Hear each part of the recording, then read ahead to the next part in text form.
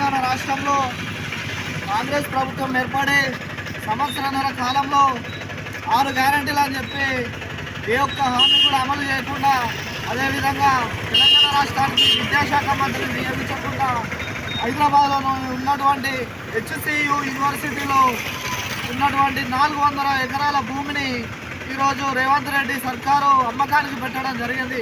అది ఏ విధంగానైనా కూడా అది మంచి పద్ధతి కాదు.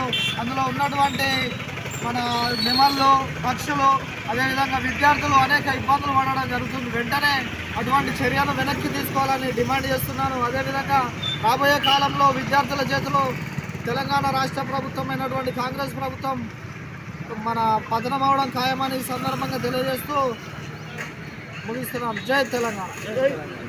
గట్టిగా